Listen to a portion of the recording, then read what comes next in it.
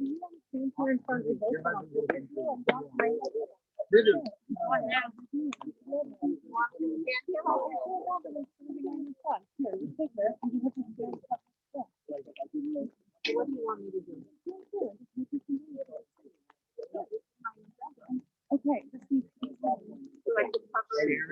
Yes. Vivi and Heidi, maybe let's all try and stand together. Okay, Vivi, come. Go here, Casey. Guys, come over here. All Just of so you. we can have a little bit of order. Maybe you can stand right here. All of Right them. here this way. One. I'll take turns here so you can see everyone and make you have a little bit more structure.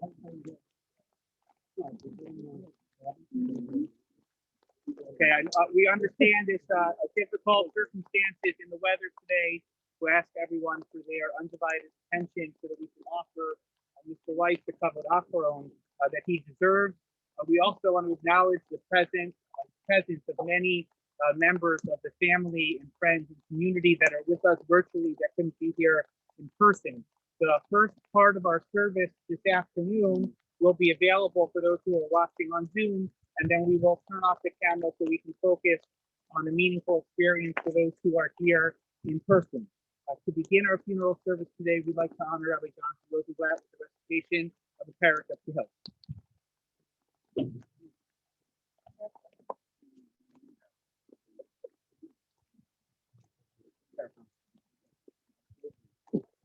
Thank you, Rabbi.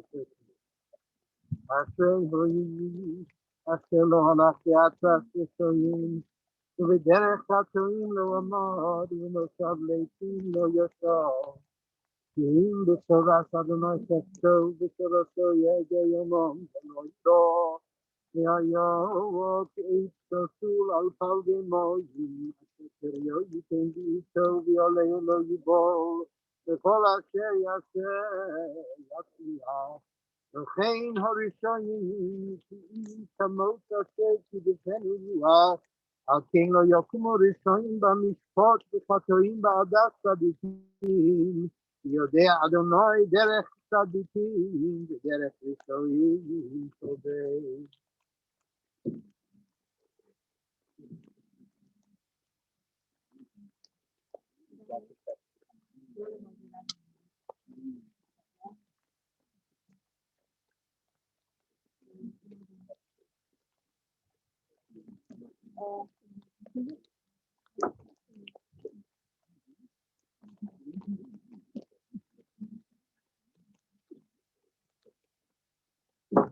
Daddy, you left this world on what would be Susan Purim, a day of festivity and celebration. How fitting would it have been to give you a royal send-off in a hall festooned with shaped by Argaman and a requiem composed by a modern-day Verdi in your honor. But alas, COVID, which has robbed us all of so much, also deprived you of your final year on this earth.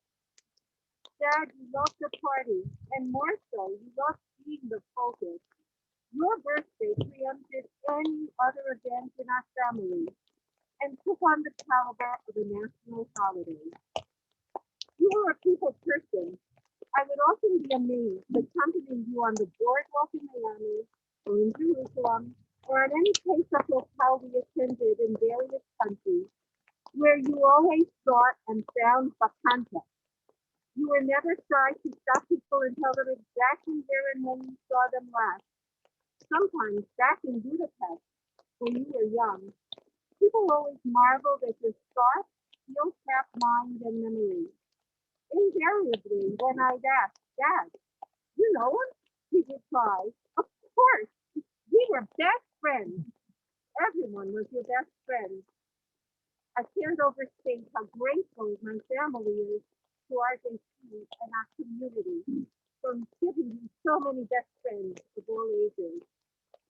You modeled for us so many amazing qualities: the thirst for knowledge, self-betterment, and social responsibility. I was witness to so many facets you performed quietly and with dignity to help people in need. Many in our family and community sought your advice and fair Weiss counsel. Dad, you brought us up with a skill on, and thereby gave us the tremendous gift of strength and independence. You encouraged us to go after what we wanted, and you were our greatest cheerleader in the process. But we knew we could always count on you in times of need. You loved your grandchildren and derived great pride from them and the next generation. You could be heard boasting of each new blessing, and we're still able to rejoice and appreciate when you met baby masters. I can speak volumes about you, Dad, but just one thing. I always had the salty mouth in the family and was able to make you laugh, an achievement that brought me boundless pride. But if I ever stepped over the line and inadvertently caused you pain or insulted you, please know that it was never, God forbid, with intent or malice. I beg your Messila. So, Dad, in this Samayim, I hope that there's a huge skateboard walk bigger than the one in my mommy's. Undoubtedly, you will go looking for those who are already awaiting you there. Please don't forget to pick up Mommy and tell her we miss her so much. Farewell, Warrior King. I will miss you.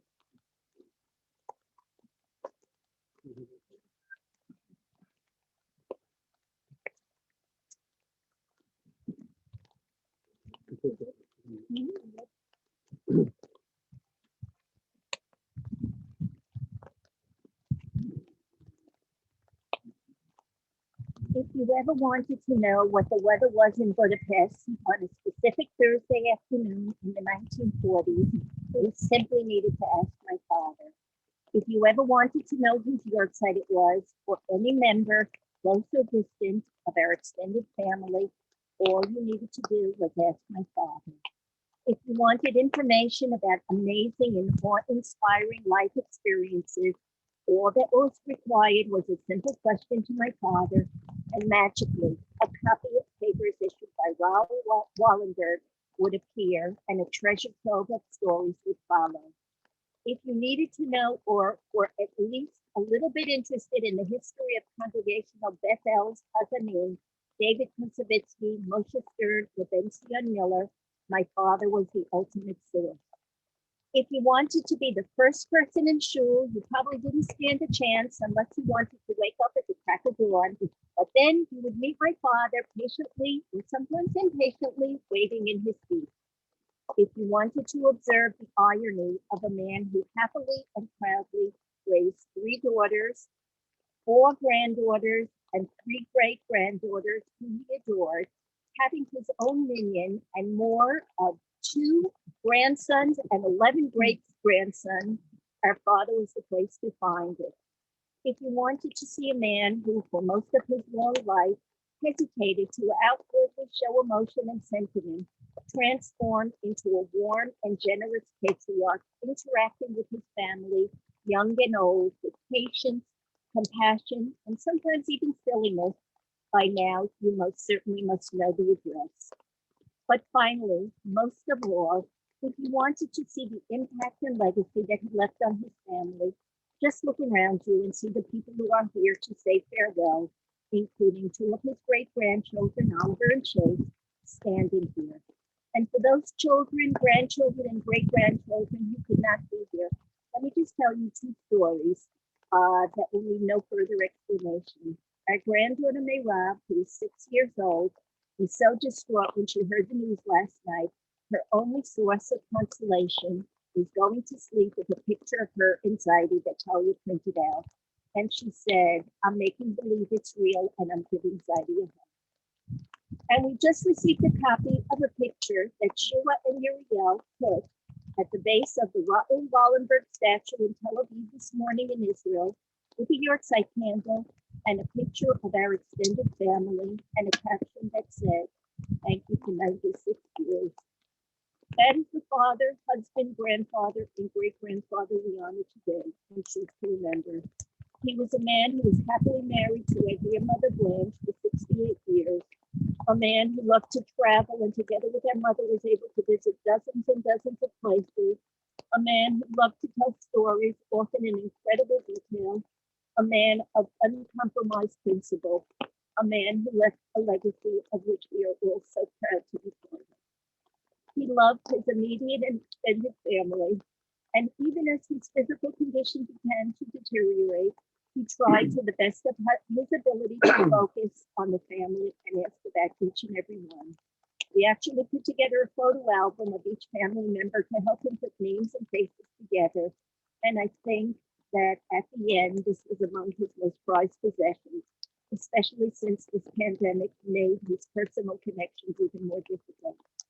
So on this very sad day, we say goodbye to Daddy, to Zaidi, and we hope that his neshama will have an aliyah as he rejoins at the other people.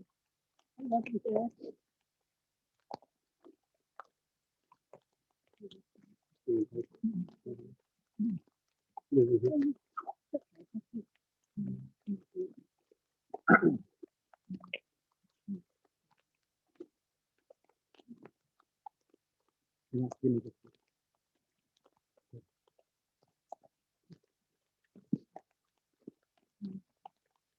Dad, the way you lived your life was such an inspiration and has taught me so much. My father came here at a young age with nothing, knowing no English, and having lived through a time that broke so many people. He enrolled in English classes, wanted to be part of his new society, and wanted his life to be impactful. He married my wonderful mother, raised 3 children, started his own business, and gave us all a beautiful life. My father was also very involved in the Jewish community, having been on the board in our yeshiva, which at times proved difficult for me since I could not hide my report cards he always knew when they came, but that's for another time. He was also very involved in our school, Temple Bethel, and was president for a time. Our home is filled with plaques attesting to how much my father gave to the Jewish community. I have memories of people coming to our home to talk to my father about problems they were having and needing help. People turned to my father for help and advice and guidance all the time. My father also learned Torah and always had a chabrusa to learn it. He continued this throughout his life until the very end. As recent as 2 weeks ago, after having Friday night dinner by Sharon, we came back to the apartment and my father read from the Parsha, something he did every Friday night, even as it was becoming more and more difficult. My father's will and determination and thirst for knowledge got him to 96. He took beautiful trips with my mother and was ready to get on the next flight tomorrow. He loved life, he loved Yiddishkeit, and was truly an inspiration. Till COVID, he was in school every Shabbos and almost every day during the week. This was something that fed his soul. We are forever indebted to the community for the love and respect they showed my father and how he was embraced by everyone. He truly loved his community and felt safe knowing how everyone looked out for him. That means so much to our family. We are so grateful to all of the aides that helped my father, especially Zisha and Daniel, who showed such love and respect to my father and became part of our family. My father could not have been in better hands. Dad, I ask you your forgiveness for any disrespect I may have shown. Please give Mommy a big kiss and hug for me, and I will always love you.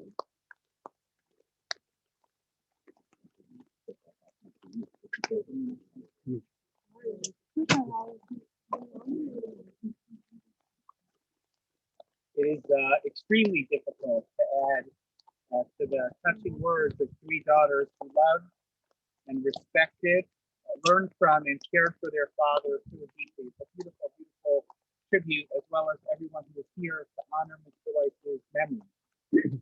I just want to conclude with one thought on behalf of the membership of the Riverdale Jewish Center that is mourning with you today, because I didn't have the privilege to know Mr. Weiss for very long at all, but you could tell when people found out on Shabbos afternoon and as the word traveled throughout our community this morning, how disappointed we were to learn about the loss of someone who our community respected so deeply and so very much. Mr. Weiss passed away on the Shabbos morning of Parshas Kisava. And in this week's Parsha, we read about the beautiful, royal, and regal image of what the Kohen Gadol looked like when he wore all of his vestments. And to a certain extent, the decor of the Beis Hamikdash and the uniform of the Kohen Gadol sets him apart from the rest of the Jewish people. His life is different. The halachos that he lives by are different, and he looks different than everyone else. And to a certain extent, we should not relate to the Kohen Gadol because his life is different than the life of any other Jewish civilian. But then we turn from Sefer Shemot to Sefer Vayikra, and the Kohen Gadol reappears as the central figure on Yom Kippur.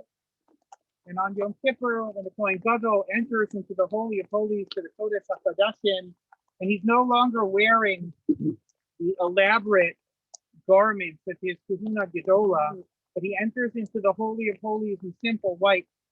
It's not just a change in uniform for the significance of Yom Kippur, but something else happens that's incredibly significant. Because when the Kohen Gadol leaves the Kodesh HaKodashim after a successful service on Yom Kippur, in which he hopes to atone not only for himself, but for the entire Jewish people, in his simple clothing, in his basic white, the Kohen Gadol is a representative of each and every one of us. So there is a moment in which his uniform tells us how different he is from the rest of the people.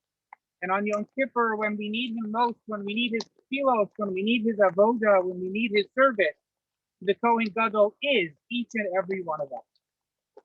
This dichotomy in the lifestyle and the image of the Kohen Gadol perfectly represents the complex and significant relationship and persona that Mr. Weiss had at the RJC. In some ways, he was so different than most of us. The people that davened with him on a regular basis were, for the most part, much younger than he was. And for the most part, they couldn't possibly relate to his life experiences, his survival from the Shoah, rebuilding his family here in New York. And yet, at the same time, you can ask countless members of our shul, some of whom cherish the pictures that they had taken with him, that he was their exemplar for tefillah. That when they thought of prayer, that when they thought of communal service, when they thought about dedication to their Jewish community, the image that they had in their mind was the image of Myron Weiss. And they said things like, if he can go in this kind of weather, so can I. So, in the one hand, we respected him so deeply because he was so different. He represented challenges that most of us were fortunate enough to never have to face. And at the same time, we respected him because we wanted to be like him. We thought we could be. If he could daven like that, if he could be committed to community in that fashion, if he could be so tirelessly dedicated to his family, then we could daven and we can be dedicated and we could follow in his footsteps. It is with extreme divine purpose that the Torah allows us two different ways of relating to the Kohen Gadol. One is to recognize how special and unique he was, and the second is to realize how close we were to him as well. So for those who knew him personally, for those for whom he was a father and grandfather, for those for whom he was a friend or a confidant, that personal relationship will last for a lifetime. And those of us who knew him in this specific way, we will miss him every time we daven. We will miss him every time we gather, whether it be for Yom HaShoah, whether it be for learning, whether it be for tefillah. But we will hold on to that legacy and remember what is possible because we saw that leadership. We saw that incredible role model that our community is paying its respect to today. We daven and we hope and we pray that the memory and the legacy of Myron Weiss will live on in each of you, but also will live on within the walls of our shul for many, many years to come. In a minute, we'll continue with the burial itself. But before we turn off the Zoom and thank those who are joining virtually, I'm going to ask Rabbi Wolf to lead us in the Kale mode. and thank him for protecting me from the elements this morning.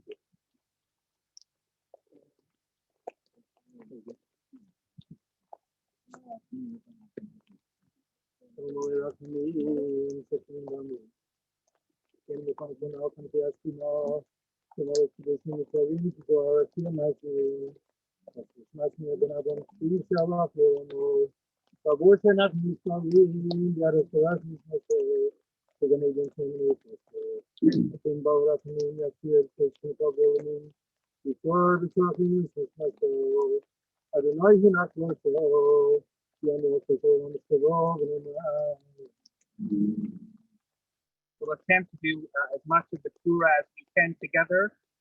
We'll begin with Mr. Weiss's daughter, and then ask the rest of the family and all those who have gathered to participate. But please be careful as it's slippery. A reminder that the shovels that we use, we do with a heavy heart, and that as we finish our turn of participating in the burial, rather than handing the shovel to another person, we put it back in the earth and then allow others to have it.